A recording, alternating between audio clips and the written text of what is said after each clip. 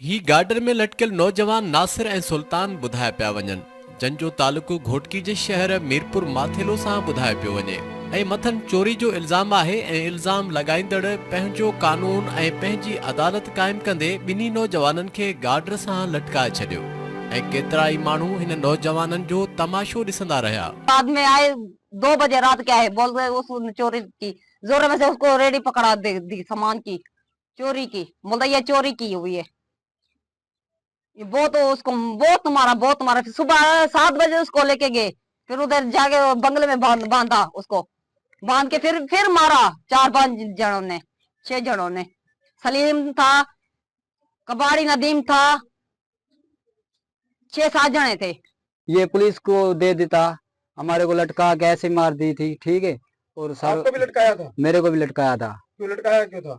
ऐसे नाइंसाफी करके मेरे भाई को इतना मारा जैसे बकरे को टांग नहीं वो तकबीर देते, इतनी मार दी उसको। मैंने कहा यार इतनी मार क्यों देते हो, पुलिस को दे दो, फिर भी नहीं, कह रहे तू बात कर रहा है तेरे को भी ऐसे मारूंगा। किसने तशद्दुद किया था? ये आद ने। आज कौन है? आद नैच, अलीवर नैच का बेटा। सबब क्या था, वजह क्या थी? वजह यही कह रहा था तूने चोरी की हुई है। चोरी आप लोगों ने की थी? नहीं। तो फिर आप इल्जाम क्यों लगाया? ऐसे झूठा। चोरी जो इल्ज़ाम सच आहे या कूड़, इहो तायुन करण बिना अहिड़ो इंसानियत सोज़ वर्ताव न सिर्फ़ लाक़ानूनियत जो खुलियल मिसाल आहे, पर बाअसर नदीम कुरैशी जो ही अमल संदसि ज़हनी बेरहमी जो अलमियो पे।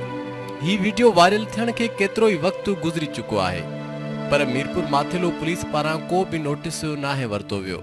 को बि ख़ितो या मुल्क या इलाइक़ो ज़ुल्म, जबर, ॾाढ, लाक़ानूनियत सां कॾहिं बि तरक़ी नाहे करे सघंदो ऐं न वरी अमुन अमान क़ाइमु थी सघंदो आहे।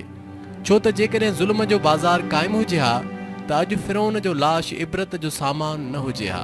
पुलिस खे घुर्जे त बाअसर शख़्सियत खे इबरतनाक सज़ा ॾिनी वञे त जीअं आईंदा को बि शख़्स अहिड़ो अमल सर अंजाम ॾियण खां पहिरियां 10 भेरा सोचे सघे।